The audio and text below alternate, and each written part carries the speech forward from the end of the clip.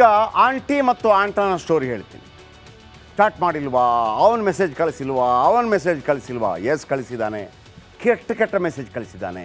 ಪವಿತ್ರ ಗೌಡ ಏನು ಮಾಡಿದ್ಲು, ಅವನು ಕೆಟ್ಟ ಮೆಸೇಜ್ ಕಳಿಸಿದ್ದು. ಎಸ್ ಕಕ್ಕ, ಅವನು ಕೆಟ್ಟ ಮೆಸೇಜ್ ಕಳಿಸಿದ್ದು ಕಕ್ಕ. ನೀವು ಯಾಕೆ ತಿಂದ್ರಿ? ಪವಿತ್ರ ಗೌಡ ಮಾಡಿದ್ದೇನು ಸಣ್ಣ ತಪ್ಪ? ಒಂದು ಪೊಲೀಸ್ ಕಂಪ್ಲೇಂಟ್ ಕೊಟ್ಟಿದ್ರೆ ಇವತ್ತು ಜೀವ ಹೋಗ್ತಾ ಇರಲಿಲ್ಲ, ದರ್ಶನ್ ಒಳಗಿರ್ತಾ ಇರಲಿಲ್ಲ, 15 ಜನ ಜೀವಭಯದಲ್ಲಿ ಬದುಕುವಂಥ ಅನಿವಾರ್ಯತೆ ಇರಲಿಲ್ಲ. ಎಲ್ಲ ಪೊಲೀಸೇ ಮಾಡ್ತಾಯಿದ್ರು. ಈಗ ಪೊಲೀಸರ ಬದಲು ಪವನ್ ಬಳಿ ಈಕೆ ಪೊಲೀಸರಿಗೆ ಸುದ್ದಿ ಕೊಡಲಿಲ್ಲ, ದರ್ಶನ್ಗೂ ಹೇಳಲಿಲ್ಲ. ಆ ಓತಿ ಖ್ಯಾತ ಪವನ್ಗೆ ಹೇಳ್ತಾರೆ.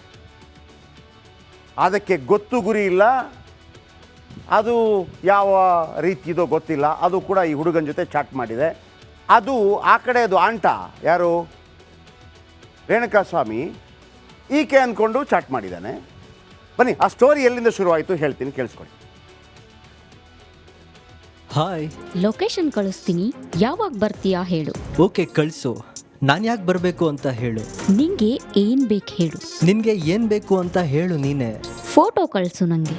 ನೀನು ನನ್ನ ನಂಬರ್ನ, ನನ್ನ ಫೋಟೋನ ಮಿಸ್ಯೂಸ್ ಮಾಡಿದರೆ ನಾನು ಏನು ಮಾಡಲಿ ಅಂತ ಹೇಳು. ನೀನು ನನ್ನಿಂದ ಏನು ನಿರೀಕ್ಷೆ ಮಾಡ್ತಿದ್ಯಾ ಅಂತ ಹೇಳು. ನೀನು ಏನ್ ಬಯಸ್ತೀಯಾ ಹೇಳು. ಮೊದಲು ನೀನೇ ಹೇಳು, ಪ್ಲೀಸ್ ಹೇಳು. ಮೊದಲು ನೀನ್ ಹೇಳು. ಮೆಸೇಜ್ ಮಾಡಿರೋದು ನೀನಲ್ವಾ? ಹಾಗಾದರೆ ಮೆಸೇಜ್ ಮಾಡಬಾರ್ದಾ ಹೇಳು. ನಿನ್ನಿಷ್ಟ. ನಿನಗೆ ನನ್ನ ಫ್ರೆಂಡ್ಶಿಪ್ ಬೇಕೋ ಬೇಡವೋ ಅಂತ ಹೇಳು. ನೋಡ್ತೀಯಾ ಹೇಳು, ಕಳಿಸ್ಲಾ ಅಂತ ಹೇಳು ಪ್ಲೀಸ್. ನೀನು ತುಂಬ ಕ್ಯೂಟ್ ಆಗಿದೆಯಾ, ಹಾಟ್ ಆಗಿದೆಯಾ, ಇದೆಯಾ ಏನು? ನನ್ನ ನೋಡ್ತೀಯಾ ಹೇಳು, ಕಳಿಸಲಾ? ಇಲ್ಲ, ಡೈರೆಕ್ಟ್ ಆಗಿ ಬಂದಾಗ. ಓಕೆ ಆಯಿತು, ಪರವಾಗಿಲ್ಲ. ಇವಾಗ ನೋಡಿ ಹೇಳು, ಆಮೇಲೆ ಬರ್ತೀನಿ ಆಯಿತಾ. ನೀನು ಈ ಮೆಸೇಜ್ ಡಿಲೀಟ್ ಮಾಡಿದೀಯಾ? ಓಕೆ, ಲೊಕೇಶನ್ ಕಳಿಸ್ಲಾ? ಹೇಗೆ ಇದೆ ಅಂತ ಹೇಳು please. Super. Okay, location send ಮಾಡು. ಮಾಡ್ತೀನಿ ನೋಡು. ನಿಜವಾಗ್ಲೂ ಹೇಳು ಹೇಗಿದೆ ಅಂತ ಹೇಳು ಪ್ಲೀಸ್ ಕಣೆ. ಥ್ಯಾಂಕ್ ಯು ಸೋ ಮಚ್ ಕಣೆ. ಸೆಂಡ್ ಮಾಡು ಲೊಕೇಶನ್. ಜಿಗಣಿ ಹತ್ತಿರ ಓಮ್ಯಾಕ್ಸ್ ಫ್ಯಾಕ್ಟ್ರಿ, ಆಂಜನೇಯ ಟೆಂಪಲ್. ಯಾಕೆ ಅಷ್ಟು ಆತ್ರನಾ ನಿಂಗೆ? ಎಸ್, ನಾನು ಫ್ರೀ ಮಾಡ್ಕೋಬೇಕು ತಾನೆ. ಓಕೆ ಆಯಿತು, ಒಂದು ದಿನ ಮುಂಚಿತವಾಗಿ ಹೇಳ್ತೀನಿ ಆಯಿತಾ. ಫ್ಯಾನ್ ಆಗಿಬಿಟ್ಟೆ ಕಣೆ ನಿನ್ನ ಬ್ಯೂಟಿಗೆ. ಜೀವನ ಪೂರ್ತಿ ನಾನು ನಿನ್ನ ಗುಲಾಮ್ನಾಗಿರ್ತೀನಿ ಕಣೆ. ನೀನು ತಾಯಿ ಮೇಲೆ ಆಣೆ ಮಾಡಿ ಹೇಳು, ನಿನ್ನ ನಂಬರ್ನ ಯಾರಿಗೂ ಕೊಡಲ್ಲ ಅಂತ ಆಣೆ ಮಾಡಿ ಹೇಳು ಪ್ಲೀಸ್ ಕಣೆ. ಓಕೆ, ಭಾನುವಾರದೊಳಗೆ ಫ್ರೀ ಮಾಡ್ಕೊ, ನಾನು ಆಮೇಲೆ ಬ್ಯುಸಿ ಆಗ್ತೀನಿ. ಓಕೆ ಆಯಿತು ಕಣೆ.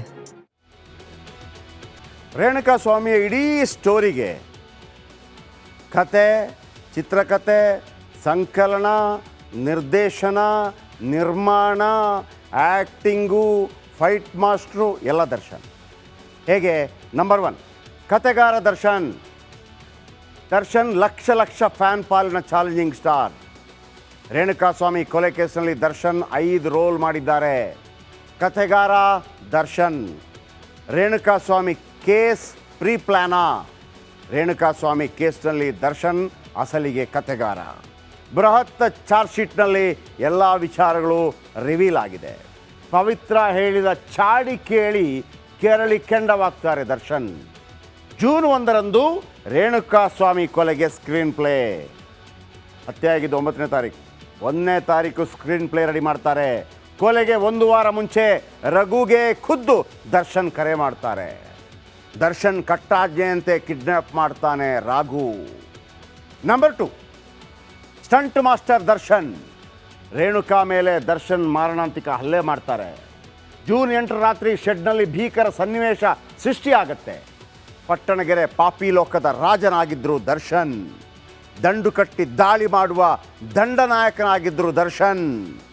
ಒಂಟಿ ಜೀವ ರೇಣುಕಾ ಮೇಲೆ ದೈತ್ಯರ ದಂಡು ದಾಳಿ ಮಾಡಿತ್ತು. ಆನೆಯ ಪಾದದಡಿ ಸಿಲುಕಿದ ಇರುವೆ ಅಂತಾಗಿದ್ದರು ರೇಣುಕಾಸ್ವಾಮಿ. Villain Darshan, devil Darshan. ಶವ ಸಾಗಿಸೋದಕ್ಕೆ ಸೂಚನೆ ಕೊಟ್ಟಿದ್ದೆ ದರ್ಶನ್. ದಾಳಿ ಮಾಡಿದ ಬಳಿಕ ವಿಲನ್ ರೀತಿ ಚಿಂತನೆ ಮಾಡಿದ್ರು ಬಾಸ್. ಕೈ ಮುಗಿದ್ರು ಬಿಡದೆ ಬಡಿದು ಸಾಯಿಸಿದ್ದ ಗ್ಯಾಂಗ್. ಬಾಡಿ ಎಲ್ಲಾದರೂ ಬಿಸಾಕಿ ಅಂತ ಸೂಚನೆ ಕೊಟ್ಟವರೇ ದರ್ಶನ್. ಇದೀಗ ಪ್ರೊಡ್ಯೂಸರ್ ದರ್ಶನ್. ಹಣ ಕೊಟ್ಟು ಪ್ರಕರಣ ಮುಚ್ಚಿ ಹಾಕೋ ಪ್ರಯತ್ನ ಮಾಡಲಾಯ್ತಾ? ಗ್ಯಾಂಗ್ಗೆ ಕಾಸು ಪೂರೈಸುವ ನಿರ್ಮಾಪಕ ದರ್ಶನ್. ಶವ ಸಾಗಿಸುವ ವ್ಯಕ್ತಿಗಳಿಗೆ 30 ಲಕ್ಷ ನೀಡಿದ್ದೇನೆ ಅಂತ ಸ್ವತಃ ದರ್ಶನ್ ಹೇಳಿದ್ದಾರೆ. ಪೊಲೀಸರ ಮುಂದೆ ಕೂಡ ಒಪ್ಪಿಕೊಂಡಿದ್ದಾರೆ Darshan. A15 Karthik, A16 Keshava, A17 ನಿಖಿಲ್ಗೆ ಹಣ ಕೊಟ್ಟಿದ್ದು ಇದೇ ನಿರ್ಮಾಪಕ ದರ್ಶನ್.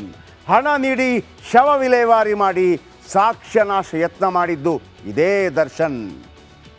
ಕೊನೆಗೆ ಪೊಲೀಸರ ಮುಂದೆ ಶರಣಾಗಿದ್ದರು 3 ಜನ. ಇದೀಗ ಡೈರೆಕ್ಟರ್ ದರ್ಶನ್ ಕತೆ ಹೇಳ್ತೀನಿ. ಕೊಲೆ ಕೇಸ್ ಎಂಬ ಚಿತ್ರದ ಸೂತ್ರಧಾರ ದರ್ಶನ್.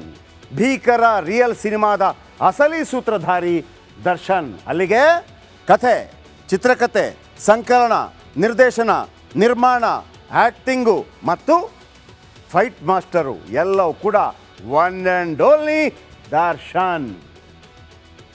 ಸತ್ತೋಗ್ಬಿಟ್ಟ ಅಂತೇಳಿ ಆಮೇಲೆ ಏನು ಮಾಡಿದ್ರು? ಈ ಕ್ರೂರ ಪ್ರಾಣಿಗಳು ಏನು ಮಾಡ್ತು? ಇಲ್ಲಿದೆ ಸ್ಟೋರಿ.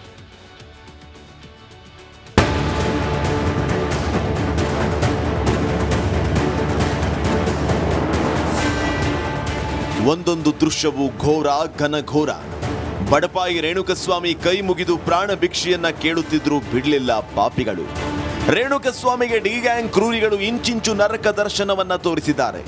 ಮೈ ತುಂಬಾ ಗಾಯಗಳು, ರಕ್ತದ ಕಲೆಗಳು, ನಿಜಕ್ಕೂ ಭಯಾನಕ. ಕಿಲ್ಲರ್ ಗ್ಯಾಂಗ್ನ ಕ್ರೌರ್ಯ ಬೆಚ್ಚಿ ಬೀಳಿಸುವಂತಿದೆ.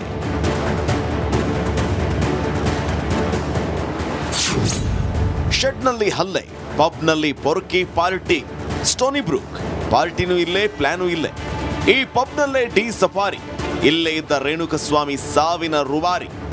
ರಕ್ಕಸರನ್ನ ಒಟ್ಟುಗೂಡಿಸೋಕೆ ಇಂಥದ್ದೊಂದು ಹೈಫೈ ಅಡ್ಡಾನ ಕ್ರಿಯೇಟ್ ಮಾಡಿದ್ದೇ ದರ್ಶನಂತೆ.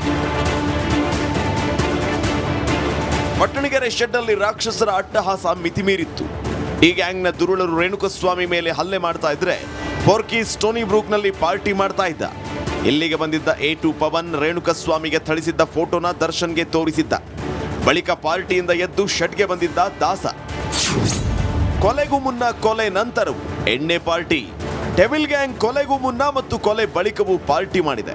ಪಟ್ಟಣಗೆರೆ ಶೆಡ್ನ ರಕ್ಕಸರು ಸ್ಟೋನಿ ಬ್ರೂಕ್ನಲ್ಲಿ ಕಿಕ್ಕೇರಿಸಿಕೊಂಡಿದ್ರು. ಪಾರ್ಟಿಯಲ್ಲಿ ದರ್ಶನ್, ಚಿಕ್ಕಣ್ಣ, ವಿನಯ್, ಪ್ರದೋಷ್, ದರ್ಶನ್ ಮ್ಯಾನೇಜರ್ ನಾಗರಾಜ್, ಪವಿತ್ರಾಳ ಅಸಿಸ್ಟೆಂಟ್ ಪವನ್ ಕೂಡ ಇದರಲ್ಲಿ ಇದ್ರು.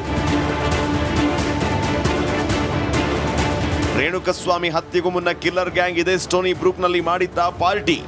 ಕಿಕ್ಕೇರಿಸಿಕೊಳ್ಳುತ್ತಾ ಕೊಲೆಗೆ ಪ್ಲಾನ್ ಮಾಡಿದ್ರ.